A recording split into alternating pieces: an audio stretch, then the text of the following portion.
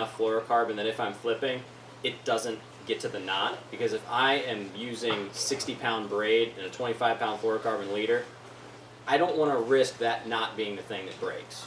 You know, I have faith in my knots, but in a tournament, I don't want the knot to be the thing that breaks. So I want as little as possible to go wrong. So I like to spool it up past that point. So if I'm making a long flip, the braid backing is still on my reel. You know, so that's just a personal preference thing.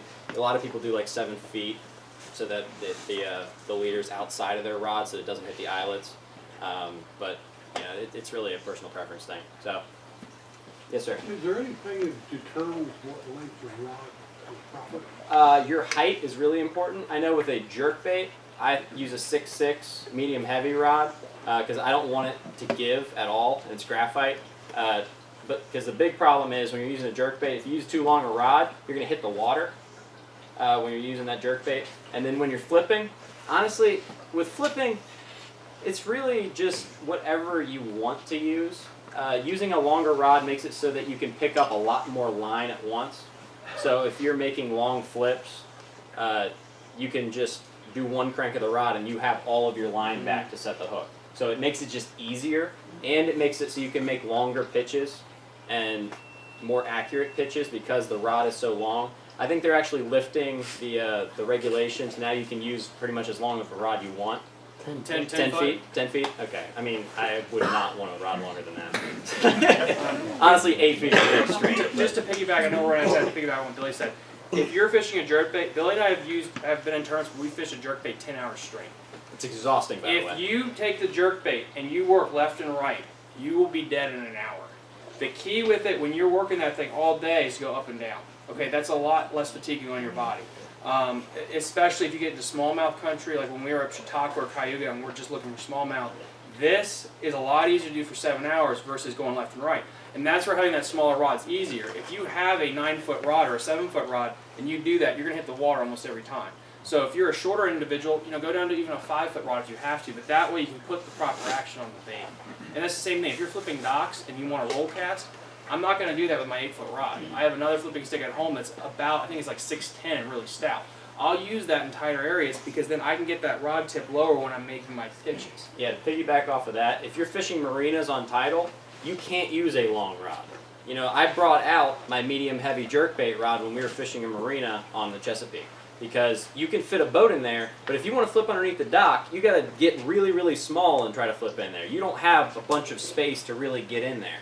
You know, so it depends on the situation that you're trying to fish, and to answer your question, it's mainly personal preference and what works for you, because before we had these huge rods, people were flipping with 6-footers and doing just fine.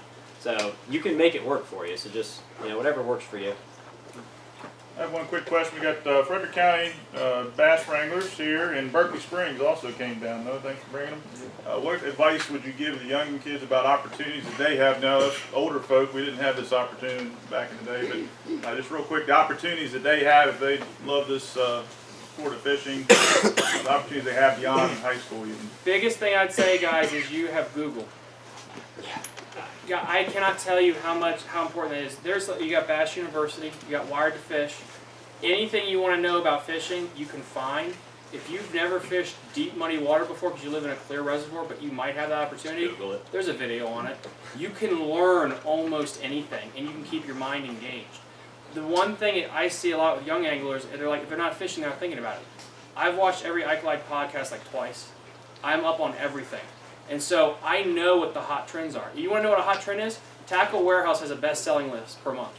You can find out what the pros are fishing because everyone in the country, if they buy something, it'll show you what's peaking. I knew when the Whopper Plopper became big because even the pros have to buy it. They have to keep it a secret, but they got to buy it from somewhere. So even just little things like that, if you keep staying in the loop with everything, you're going to keep your mind set on it. And that makes a huge difference in once you get back on the game. If you just fish and then unplug, you're not keeping your mind sharp. This game is constantly changing with different techniques, different strategies, how people are winning. And so as long as you keep your mind sharp and constantly learn, it's gonna prove such big dividends. I don't think myself as a really good angler. I'm better than I was when I first started college, and then I'm better than I was when I first started high school. Because I didn't say I want to learn. And if I keep that humble thing that no matter what, I'm going to constantly learn. I'm going to learn from my failures. I'm going to learn from my success. not going to get too high. And if you keep that up, you're going to be great in the sport because you're going to get your butt kicked. Yeah. I've gotten my butt kicked. Okay, every national championship, day 2 never went great. We fished multi-day tournaments at regionals and state level, never a problem. But for some reason, once we got to the national championship, all the stuff we found didn't work and we couldn't get it, or a hook would break. And it stinks getting on stage and saying that. But guess what? That's fishing. Baseball, if you guys are baseball fans, and I teach baseball for a living right now, to be a successful hitter, if you bat 250, you're in the major leagues. If you're Danny Espinosa, and he is a terrible hitter, he bats 150, you're still getting a couple $1 million check. Congratulations. You're failing a lot in this sport, and you will fail and fail and fail. If you fall in love with the failures and you let that motivate you to keep going and keep trying, the opportunities are there. But just you got to keep grinding, keep learning. Yeah, last thing I want to say, we mentioned it very, very briefly. Download Google Earth. Google Earth is your best friend if you're going to a new body of water. You can see all the docks on the lake. You can see all the clay points on places where that's important. You can even see laydowns. You can see all the riprap on the lake. So you can go to places with waypoints already in mind. So it's just really, really important that downloading Google Earth, just do it. Okay, just do that. See, boys, that's fun homework. Yeah, Like your it's science free. and math. It's free too. Just download it. I want to thank these guys. Everybody give them a round of applause. We're going to take a quick break before we do. We'll bring back Jeff Luger. Before we do, a couple quick things. February 25th, Britt Stoudemire from New River Guide. He'll be here. Apologize for those stands. We didn't know how many we'd give. We're probably going to do that one in the back and have plenty of chairs. So make sure you come back next month, February 25th. 50-50. If you didn't get your tickets, get those now. Half will go to the winner, half will go to these guys in the Frederick County Wranglers. Let's see, what else? Oh, your white ticket, if you didn't get that put in there for some door prizes over here. I want to give a shout out to Jenkins Jigs. They donate some jigs for us. Ricky Landis, Big Bass Daddy Custom Baits. He's right over here, see him. As well, Dwayne Holler is up from Edinburgh with Double D Jigs. So he's here as well. They'll be around here if you have any questions. Take a 10-15 minute break. Coffee's here, food in the back, drinks, restrooms. We'll be back 10 to 15 minutes and bring Jeff Luger on. Thank you.